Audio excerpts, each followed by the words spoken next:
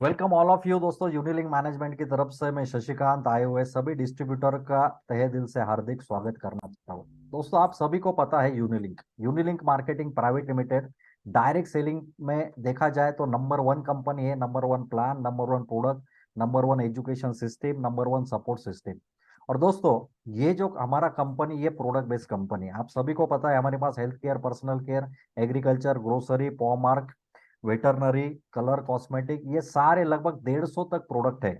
लेकिन अभी तक अगर देखा जाए तो सबसे ज्यादा जो बिजनेस हम लोग अगर देखते हैं तो एग्रीकल्चर प्रोडक्ट के ऊपर है। तो दोस्तों, मैनेजमेंट को ये पता है कि अभी एग्रीकल्चर का सीजन ऑलरेडी स्टार्ट हो चुका है, और देखा जाए तो बहुत सारे डिस्ट्रीब्यूटर, 50 to 60% डिस्ट्रीब्यूटर जो है ये एग्रीकल्चर के ऊपर काम करते हैं। इसलिए मैनेजमेंट ने ये डिसाइड किया है कि हफ्ते में कम से कम 2 से 3 प्रोडक्ट का आपको ट्रेनिंग दिया जाए। लेकिन ये ट्रेनिंग देने से पहले मैं सबसे पहले वेलकम करना चाहता हूँ आज के हमारे जो खास जो ट्रेनर है, बहुत ही दिनों के बाद आए हैं। सबसे पहले तो मैं हमारे यूनिलिंक कंपनी के AGM sales head please welcome करना चाहता हूँ, mister Ketan sir, please welcome. Thank you Shashikant. हाँ, और देखिए दोस्तों, आज का ये जो ट्रेनिंग सेशन है, मैं चाहता हूँ कि पेन पेपर लेके बैठिए। हालांकि इसका रिकॉर्डिंग आपको मिलने वाला है, और ये ट्रेनिंग आपको समझ के आपको सीखना है और आपको टीम को भी बताना है। तो दोस्तों, आज का जो स्पेशल ट्रेनिंग है, प्रोडक्ट ट्रेनिंग करलेक्स। आज अगर देखा जाए तो एग्रीकल्चर प्रोडक्ट में अगर जितने भी हमारे क्रॉप्स है उसके ऊपर अलग अलग वायरसेस आते हैं। तो ये क्या वायरस आते हैं, इसके ऊपर यूनिलिंक के पास कौन से ऐसे प्रोडक्ट है कि जिसका सोल्यूशन हम लोग देने वाले हैं। तो दोस्तों, ज्यादा समय न लेते हुए मैं रिक्वेस्ट करना चाहता हूँ हमारे यूनिलिंक कंपनी के AGM, please welcome Ketan sir. आप प्लीज ये सेशन आप स्टार्ट कर सकते हो। Yes sir. Thank you Shashikant for introducing me and good evening all of you. ये सेशन शुरू करने से पहले मैं थोड़ा सा आपके साथ जानकारी साझा करना चाहता हूँ कि एक्चुअली हमने पिछले 2 साल से मैं एग्रीकल्चर का ट्रेनिंग ले रहा हूँ। इस बार मैंने मतलब शायद से थोड़ा सा सीजन और बाकी थोड़े एक्टिविटीज में बिजी था। बाकी मैनेजर्स ने भी सेशन लिए, लेकिन बहुत सारी जगह से मुझे रिक्वेस्ट आई कि सर एक्चुअली हमने जो लास्ट टाइम प्रोडक्ट ट्रेनिंग आपका सुना था उसमें पूरे प्रोडक्ट थे एक साथ। इसलिए होता क्या था कि एक प्रोडक्ट समझने से पहले दूसरा प्रोडक्ट तीसरा प्रोडक्ट, इसलिए क्या हो रहा था कि बाउंसर जा रहा था। बाकी मतलब जो हम ग्रैब करना चाह रहे थे कि पूरी इंफॉर्मेशन वो ग्रैब नहीं हो पा रही थी। इसलिए बहुत सारी जगह से मुझे रिक्वेस्ट आई थी कि सर आप एक एक प्रोडक्ट के ऊपर, एक एक डिसीज के ऊपर या पर्टिकुलर कुछ एक दो प्रोडक्ट के ऊपर अगर आप हमें एजुकेट करोगे तो उससे हमें जो है मार्केट में जो है किसानों को कन्विंस करने में या किसानों को बताने के लिए जो है आपको मतलब ज्यादा आसान रहेगा। तो इसलिए मैंने कोशिश की है कि आपको ये वायरल डिसीज, बैक्टीरियल डिसीज या फंगल डिसीज, इसको जो है मैं सेपरेटली आपको जो है आइडेंटिफाई करवाऊं। और वो कैसे आइडेंटिफाई हो सकता है, कैसे आप इसको मतलब ट्रीटमेंट दे सकते हो, और क्या क्या प्रैक्टिसेस आप इस्तेमाल कर सकते हो, ये सभी चीजें जो है मैं आपके साथ अभी साझा करने जा रहा हूँ। सबसे पहले मेरा वॉइस क्लियर है? क्लियर यस है तो सर। बस please thumbs up. Yes sir. Okay. तो आप, मेरा वॉइस क्लियर है? अभी जो है मैं आपको पहले सबसे इम्पोर्टेंट चीज है कि जो डिसीजेस होते हैं, अपन शुरुआत करते हैं बेसिक में। आपको जो चीजें बताऊंगा वो डिसीजेस जो है कि अलग अलग, जैसे इंसानों में आते हैं, एनिमल्स में आते हैं, वैसे प्लांट्स में भी जो डिसीजेस आते हैं उनमें थोड़ा सा एक साम्य होता है। वो क्या होता है कि हमारे इसमें जो डिसीज आते हैं वो होते हैं fungal disease, bacterial disease, viral disease, और अलग अलग और प्रकार के ईस्ट इन्फेक्शन। ये जो है अलग अलग प्रकार के डिसीजेस होते हैं। वैसे ही प्लांट में भी जो है fungal, bacterial and viral disease जो है वो अलग अलग प्रकार के आते हैं। तो इसमें क्या होता है कि फंगल और बैक्टीरियल ये जो है ये पूरा अलग सेगमेंट हो जाता है। अभी मैं जो आपको बताने जा रहा हूँ वो है वायरल डिसीजेस।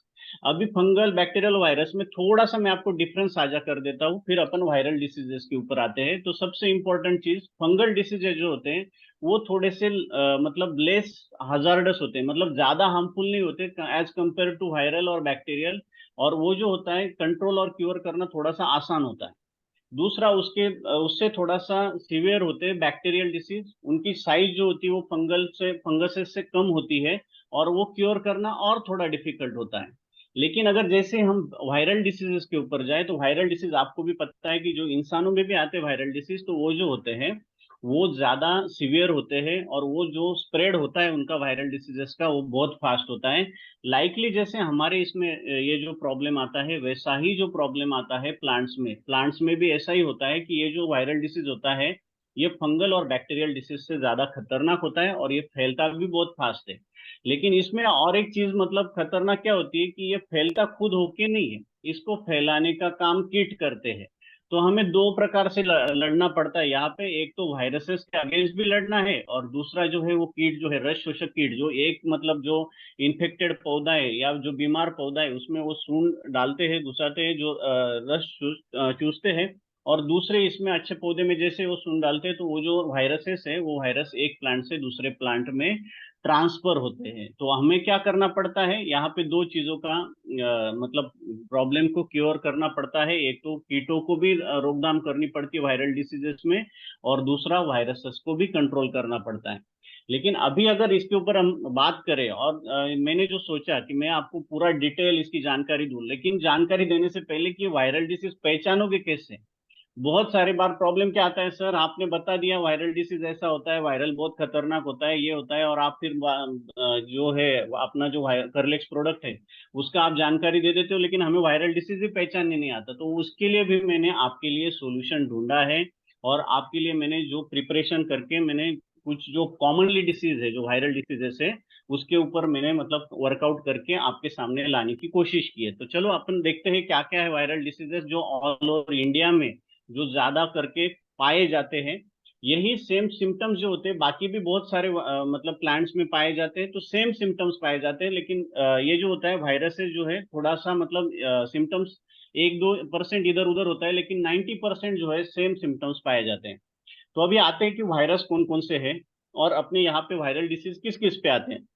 तो वायरसेस जो है, एक पहले अभी थोड़ा सा आप नाम के ऊपर नहीं, क्रॉप के ऊपर ध्यान दो। नाम जो है वो आपको मतलब पता रखा नहीं रखा तो भी चलेगा, लेकिन क्रॉप कौन कौन से उस पे आता है तो वो जो होता है वो आपको मैं समझाने की कोशिश करता हूँ। तो ये आता है सबसे पहले, किसी ने बोला है कि स्पीड, थोड़ा स्पीड हो रहा है, ओके, थोड़ा मैं स्लोली समझाने की कोशिश करता हूँ। तो सबसे पहले अपनी वायरल डिसीज पहला आता है भिंडी और पपीता। भिंडी और पपीते पे आता है येलो वेन मोजैक वायरस।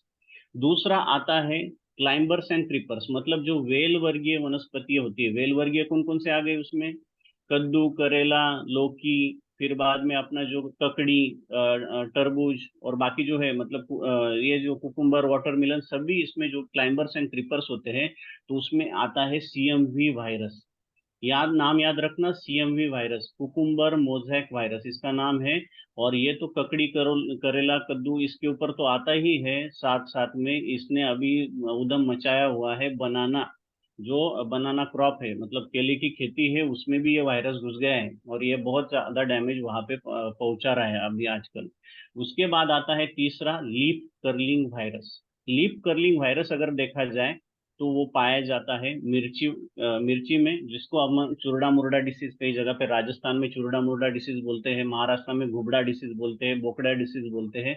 और लीफ कर्लिंग, नॉर्मली इसका जो नाम है वो लीफ कर्लिंग वायरस है। इससे ये कैसे दिखता है, सिम्टम्स क्या होते हैं, उसका भी मैं आपको बताऊंगा। और ये लीफ कर्लिंग वायरस बस मिर्ची में नहीं आता, तो ये टोमेटो में भी आता है और कॉटन में भी दिखाई पाया जाता है।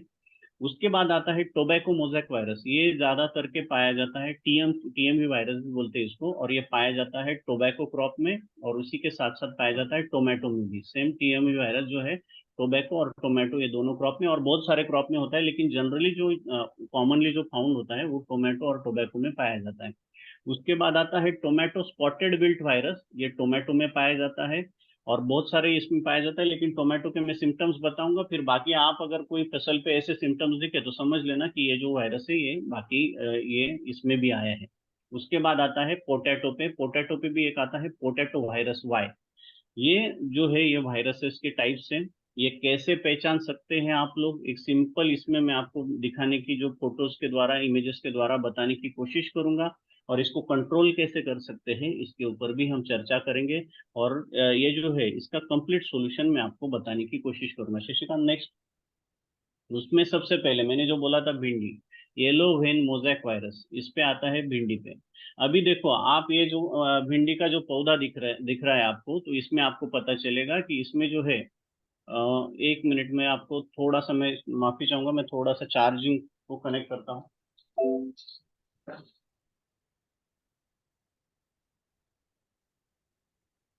For interruption.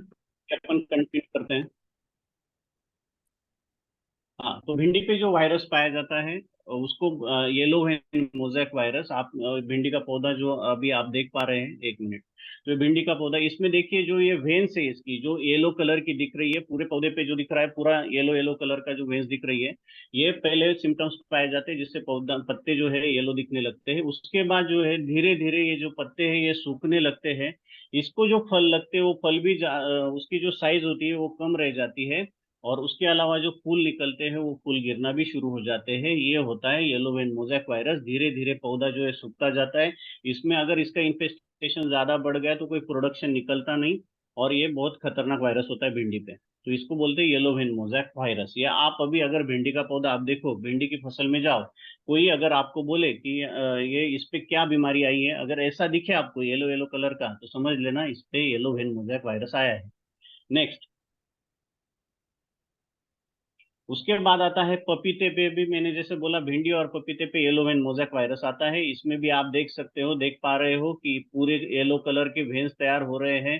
धीरे धीरे जो पूरे वेन्स में जो है, मतलब जिसके जो नसें आप बोल सकते हो हिंदी में, तो उन नसों को पूरा मतलब वो कैप्चर कर लेता है और सेल सैप में पूरी तरह से, मतलब जो रस होता है उसमें से जाता है, उसमें वो पूरी तरह से फैल जाता है।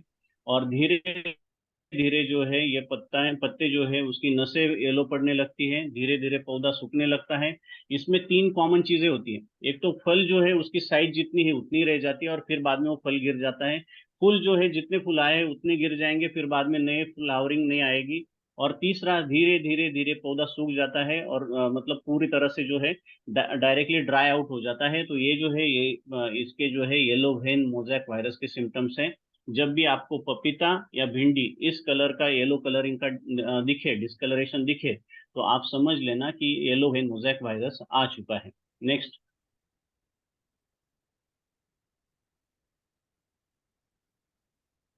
शशिकांत नेक्स्ट। उसके बाद आता है लीफ कर्लिंग वायरस। जो सेकंड वायरस आता है ये भी मोस्ट डेंजरस वायरस है। ये जो है लीफ कर्लिंग वायरस, ये आपको मिर्ची में और टोमेटो में ज्यादातर के दिखेगा। जब भी आप मिर्ची की फसल या टोमेटो की फसल में जाओगे तो वहां पे आपको दिखेगा कि मिर्ची के जो पत्ते हैं वो पूरी तरह से सिकुड़ हुए हैं। और धीरे धीरे जो है उसको फ्लावरिंग भी नहीं आ रही, पत्ते पीले पड़ चुके हैं और वो पूरे सिकुड़ के, मतलब एकदम पौधा जो है धीरे धीरे सूखता जा रहा है। तो समझ लेना इसको भी जो है लीफ कर्लिंग वायरस आ चुका है। और ये जो होता है एक पौधे से, मैंने जैसे बोला, ये एक पौधे से दूसरे पौधे में ट्रांसफर कैसे होता है, जो रस शोषक कीट होती है, व्हाइट फ्लाई, एफिड, थ्रिप्स, मावा, तुड़तुड़ा जो बोलते हैं इसको, तो ये जो है ये जो इन्फेक्टेड पौधा है उसमें से रस चूसती है। और दूसरा जो है अच्छे पौधे में जैसे सुन डालते हैं तो इसकी वजह से ये वायरस उसमें चला जाता है। तो ये है लीफ कर्लिंग वायरस चिली में। ये मिर्ची का पौधा है, आप देख सकते हो जैसे पौधे पत्ते जो है उसके सिकुड़ रहे हैं। नेक्स्ट, ये है टोमेटो का पौधा, जो मैंने बोला लीफ कर्लिंग वायरस इसमें भी आता है, आप देख सकते हो। उसके भी पत्ते जो है पूरी तरह से कर्ल हो रहे हैं, नजदीक आ रहे हैं, और ये जो है पूरी तरह से सिमट के धीरे धीरे ये हो जाता है। जितने फूल आपको दिख रहे हैं, धीरे धीरे जैसे इसका इन्फेस्टेशन बढ़ता जाता है वैसे वैसे इसके जो फूल है वो गिरना शुरू हो जाते हैं और धीरे धीरे इसके फूल भी नहीं लगते। जो फल आए हैं उसकी साइज भी वही के वही रुक जाती है। और ये जो है ये पौधा धीरे धीरे सूख जाता है। ये होता है टोमेटो में leaf curling virus. Next, leaf curling virus ये टोमेटो में, और इसमें मैंने आपको बता दिया। लीफ कर्लिंग वायरस कॉटन में भी थोड़ा थोड़ा दिखने लगा है। उसके बाद आता है कुकुम्बर मोज़ेक वायरस। ये भी बहुत खतरनाक, मतलब जो क्लाइंबर्स एंड क्रीपर्स, जो वेल वर्गीय वनस्पति है, इसमें ज्यादातर करके ये दिखता है। और ये ककड़ी पे पहले दिखा था, इसलिए मतलब इसको कुकुम्बर, कुकुम्बर मतलब ककड़ी, ककड़ी के इस पे दिखा था, इसलिए इसको कुकुम्बर मोज़ेक वायरस बोला जाता है। ये आपको ककड़ी का पौधा दिख रहा है, ये जो वेल है वो दिख रही है, आप देख सकते हो जैसे कि ककड़ी के इसमें जो है पूरी तरह से येलो येलो पैचेस पड़ चुके हैं। जो है वेल की जो लता की जो साइज है वो वही के वही रह जाती है। धीरे धीरे पौधा सूखने लगता है, फूल गिरना शुरू हो जाते हैं। और जो ककड़ी है, अगर मतलब ककड़ी लग चुकी है तो ऐसे उसके ऊपर ऐसे थोड़े थोड़े रैशेस और गांठें आ जाती है। और ये जो है ये सीएमवी कुकुम्बर मोज़ेक वायरस, ये पूरा मतलब जो है फसल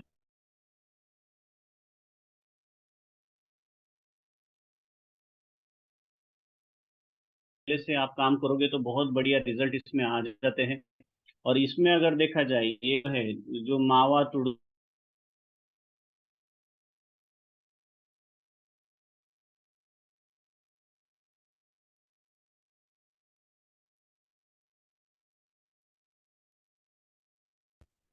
तो ये है cucumber mosaic virus. Next Shashikant. Sir एक मिनट। हाँ।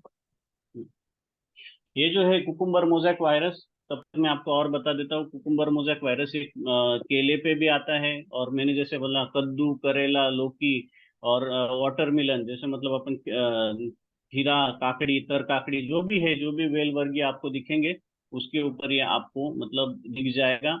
और ये जो है उसे देंगे येलो येलो कलर के, और जो पौधे का जो है मतलब जो कलियां थोड़ी थोड़ी आके नीचे गिरने लगती है। और उसी के साथ साथ जो मतलब कलियां तो आके गिर रही है, लेकिन साथ साथ मतलब जो फल आए हुए हैं वो फल की साइज भी वही के वही रह रही है। तो समझ लेना कि इस पे जो है ये जो कुकुम्बर मोज़ेक वायरस आ चुका है। तो ये है, आप ध्यान से देख लो पौधे को, और फोटो भी मैंने आपको दिए है, पीपीटी भी मैं शेयर कर दूंगा। तो इससे जो है आप आती रहेगी। जैसे मतलब मैंने बोला वेल वर्गीय वनस्पति में ये कुकुम्बर मोज़ेक वायरस आता ही है, लेकिन साथ में साथ अभी इसने परेशान करना शुरू कर दिया है बनाना, केले की खेती में। बहुत सारे अपने डिस्ट्रीब्यूटर बनाना पे बहुत अच्छी तरह से काम कर रहे हैं। और ये जो है सबसे बड़ा प्रॉब्लम ये फेस कर रहे हैं, CMV virus, cucumber mosaic virus, जो ककड़ी के नाम से है लेकिन पाया जाता है अभी बनाना में। आप इसमें देखोगे जैसे कंघी फहराई हुई है पत्ते पे, वैसा लग रहा है आपको, देख सकते हो आप इसके पत्ते, जिसपे जैसे कंघी फेरी हुई है पूरी तरह से, ऐसे रेशा रेशा धागे धागे आपको नजर आएंगे येलो येलो कलर के। तो ये ऐसा दिखने लगे तो समझ लेना कि सीएमवी वायरस ने बनाना की खेती में एंट्री कर ली है। आप जब भी बनाना के प्लॉट में जाओ, आपका खुद का हो या आपके मतलब कोई परिचित का हो, या आप डिस्ट्रीब्यूटर होके एज अ डिस्ट्रीब्यूटर आप कोई फार्मर्स के पास जाते हो, ऐसा आपको दिखे तो समझ लेना सीएमवी वायरस ने एंट्री कर ली है। और ये जो है इसका ये भी जो एक पौधे से दूसरे पौधे पे एफिड्स और थ्रिप्स, ये जो है रस शोषक कीट, इसके माध्यम से फैलता है। नेक्स्ट।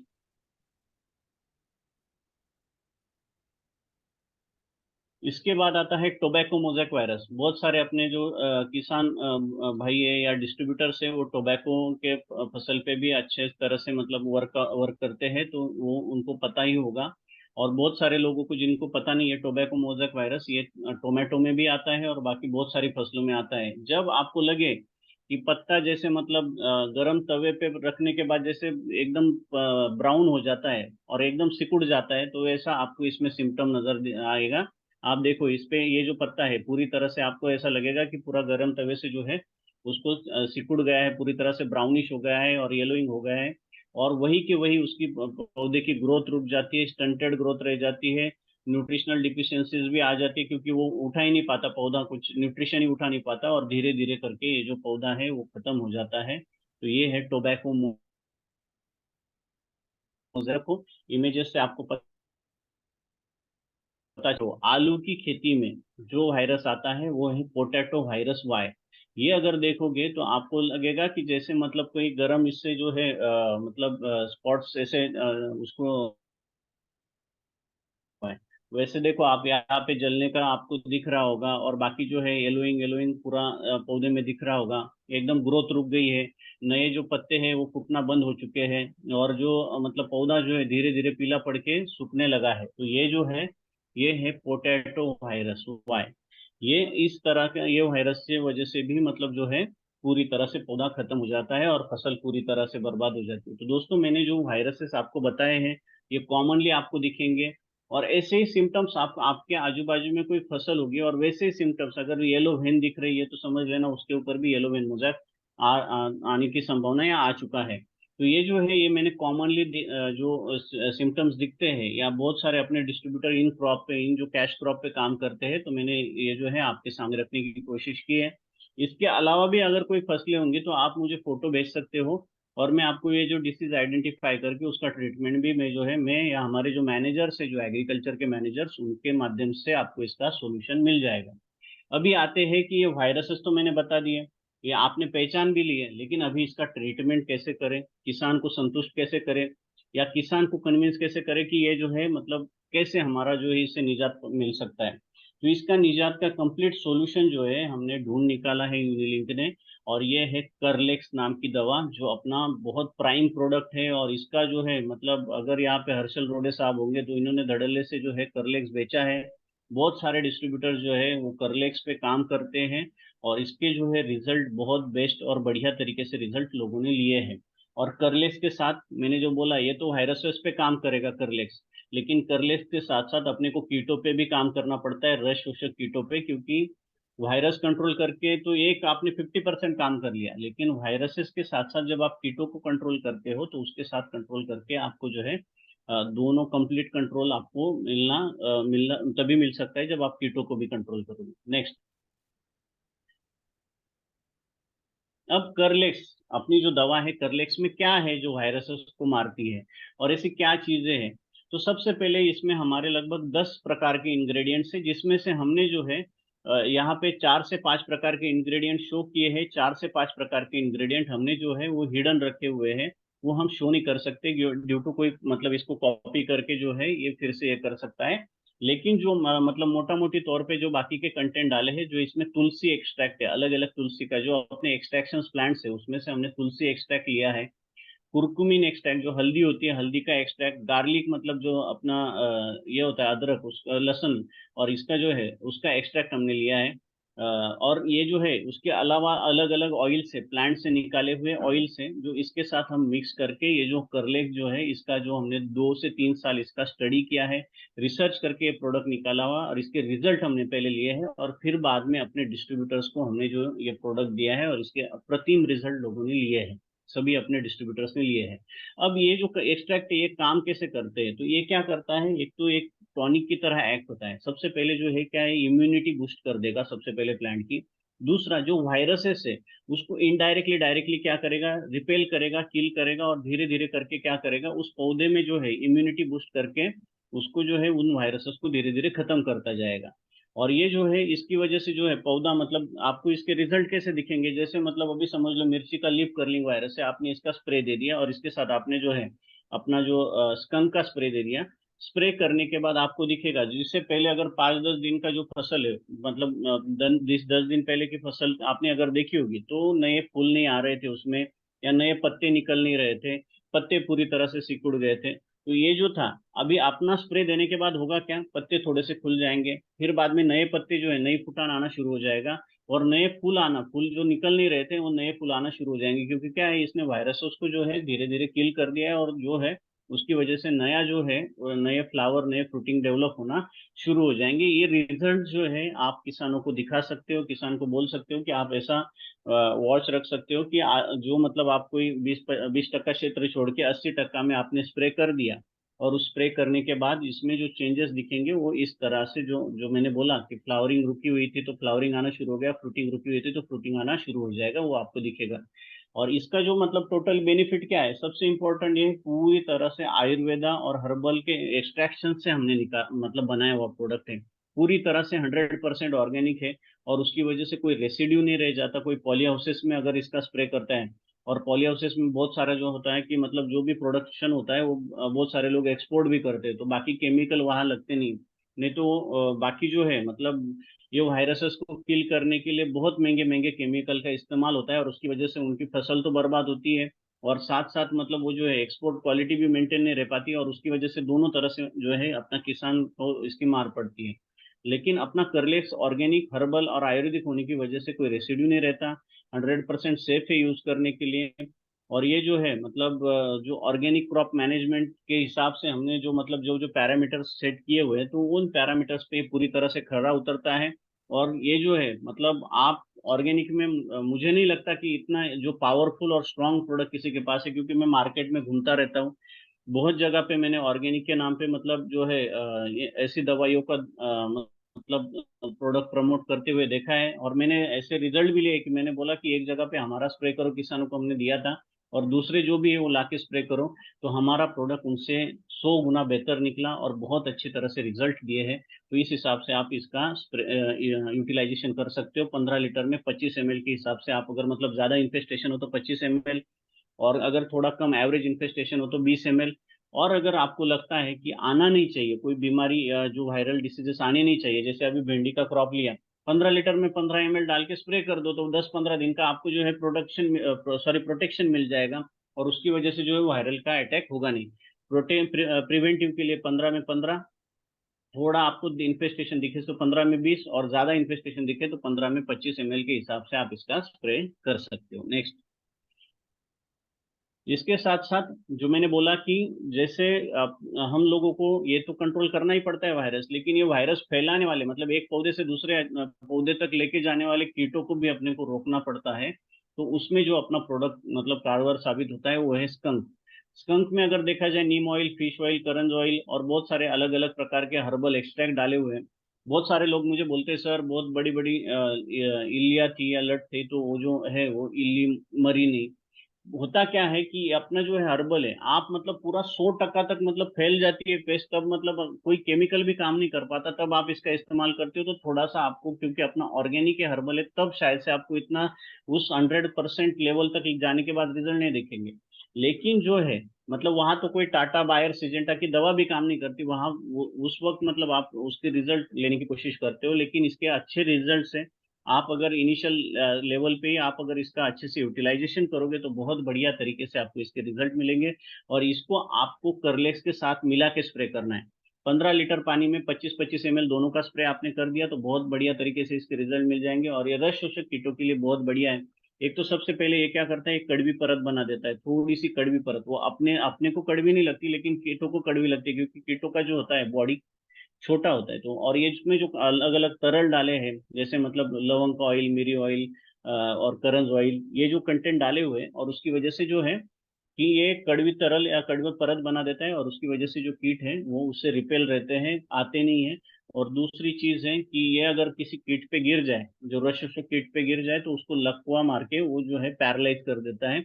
ये जो है क्योंकि इसमें कड़वे तरल है वो उतना सह नहीं पाते कीट, और उसकी वजह से जो नीम ऑयल का जो कड़वा तरल या बाकी कड़वे तरल उनके पड़ने के बाद वो पैरालाइज कर देता है, और उससे जो कीट है वो अपने को उससे निजात मिल जाता है। तो स्कंक और करलेक्स, इनका यूनिक कॉम्बिनेशन आप साथ में मिला के जो है इसका अगर स्प्रे करोगे तो वायरल डिसीज अगर प्रिवेंटिव बोल के करोगे तो आएगी नहीं।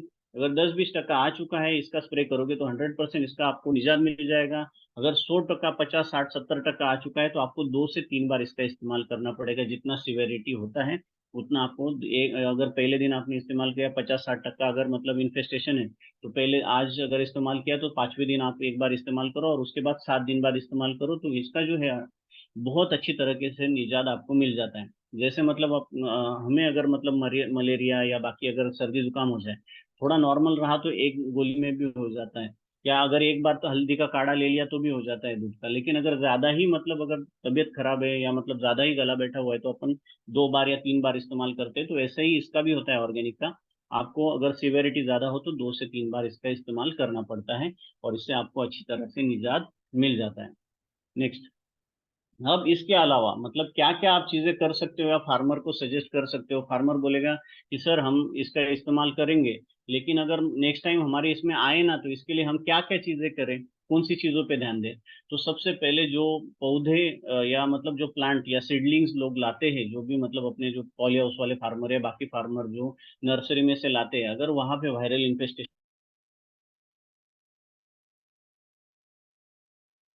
पूरी फसल वायरल से इन्फेस्टेशन हो जाता है। इसलिए सबसे पहले है कि डिसीज फ्री प्लांट्स या डिसीज फ्री सीड्स आपको लेना बहुत जरूरी है। सर्टिफाइड सीड्स, सर्टिफाइड प्लांट लेना बहुत जरूरी है। दूसरा बोला, रस शोषक कीट को पहले से ही कंट्रोल करना बहुत जरूरी है, क्योंकि एक पौधा मतलब वो अपने आप दूसरे पौधे पे फैला नहीं सकता, लेकिन ये जो है इसकी वजह से जो है ये रस शोषक कीट की वजह से ये सभी जगह फैल जाता है। तो इसको कंट्रोल करो तो आपको बहुत अच्छी तरह से इसका निजात मिल जाएगा। एक पौधे पे आया है, आपने अगर मतलब कंट्रोल कर लिया कीटों को, तो वही पौधे पे रहेगा, बाकी पे जाएगा ही नहीं, तो इसलिए आप उसको कंट्रोल कर सकते हो। Select transplant that have not been produce near production field, मतलब अगर ट्रांसप्लांटिंग अगर आप कर रहे हो तो जहाँ पे मतलब आजू बाजू में अगर मतलब ऐसे इन्फेस्टेड फील्ड है, तो वहां से आप मतलब लेना या ट्रांसप्लांटिंग करना मतलब थोड़ा सा अवॉइड करो। ट्रांसप्लांटिंग मतलब एक जगह लगा लगा हुआ ये जो पौधा है दूसरी जगह आप जब लगाते हो, तो वहां लगाते वक्त जो है जो डिसीज प्लांट है उसको आप छोड़ के आप मतलब उसमें से अच्छे प्लांट ही लेके जाओ, वो डिसीज प्लांट आप वहीं पे रख दो या उसको डिस्ट्रॉय कर दो। Prevent movement of virus infected plant through experimental sources, मतलब बहुत सारी जगह पे अलग अलग ये होता है कि कई जगह पे तो मतलब समझ लो कि आज नासिक में अगर देखा जाए, तो एक एग्जांपल ले रहा हूँ कि अगर समझ लो पोटैटो पे पोटैटो वाई वायरस नहीं है, और मतलब आप वहां से कहीं से कोलकाता में अगर आप ऐसी जगह से लाते हो जो इन्फेस्टेड ये है, और आप प्रयोग करना चाह रहे हो, तो और वहां पे करके आपने मतलब वहां से शुरुआत कर दी, तो वो वहां पे भी फैलना शुरू हो जाता है। तो ये जो है एक्सपेरिमेंटल फील्ड्स जो है, एक्सपेरिमेंटल सोर्सेस है, वहां पे भी आप थोड़ा सा अवॉइड करोगे तो इससे हो जाएगा। इसके अलावा अभी और दो तीन चीजें मैं आपको इसमें आपको सजेस्ट करूंगा। अगर समझ लो 60-70-80% इन्वेस्टमेंट हो गया, तो उस वक्त मतलब किसान को रिजल्ट की जरूरत होती है। और उस वक्त हम मतलब अभी होता कैसा है कि जब अभी अगर समझ लो कोरोना हो गया तो आपको मतलब एंटीबायोटिक लेना ही पड़ेगा। या मतलब अगर समझ लो कैंसर हो गया तो बाकी के ऐसे ट्रीटमेंट मतलब फर्स्ट फर्स्ट स्टेज पे तो ठीक है, फर्स्ट स्टेज से पहले आपने मतलब ये कर लिया, लेकिन थर्ड स्टेज फोर्थ स्टेज में अगर चला जाए, वैसे ही अगर मतलब प्लांट पे infestation first stage second stage मतलब 80% 100% फैल गया, तो उस वक्त अपने को क्या करना पड़ता है, एंटीबायोटिक का इस्तेमाल करना अनिवार्य हो जाता है। नहीं तो हम बोलेंगे नहीं नहीं पूरा वो पौधा मरने तक आया नहीं, आप ऑर्गेनिक से ही करो, तो ऐसा नहीं हो सकता। आपको वहां पे एंटीबायोटिक जैसे स्ट्रेप्टोसाइक्लिन हो गया, फिर बाद में ये अपना कॉपर ऑक्सीक्लोराइड हो गया, इनका जो है इस्तेमाल आपको करना पड़ता है। आप अगर मतलब वैसे अगर मतलब 70-80% डैमेज क्रॉप हो, तो वैसे फोटो आप मुझे भेज दो, मैं उसमें देख के कि उनका इन्फेस्टेशन कितना फैला हुआ है, तो उसमें मतलब एंटीबायोटिक भी मैं रिकमेंड कर दूंगा। और एंटीबायोटिक के साथ साथ अपने प्रोडक्ट आप रिकमेंड करोगे तो उसको जो है जल्दी से निजात मिल जाएगा, और वो जो है उसका फील्ड जो है वायरस फ्री, या मतलब वायरस को कंट्रोल वो कर पाएगा। तो एक आपको एक ध्यान रखना है। और दूसरा इसी के साथ साथ मैं और एक चीज एडवाइस करूंगा कि बोरॉन और कैल्शियम नाइट्रेट, मतलब अगर बीमारी से जल्दी निकालना है, अगर 50-60% बीमार हो चुका है, तो 1 kg पर एकड़ में 1 kg बोरॉन और 5 kg कैल्शियम नाइट्रेट आपको यूटिलाइज करना पड़ता है। मैं आपको ये बोल रहा हूँ, आप बोलोगे सर आप ऑर्गेनिक ऑर्गेनिक बोलते और केमिकल का शुरू कर दिया।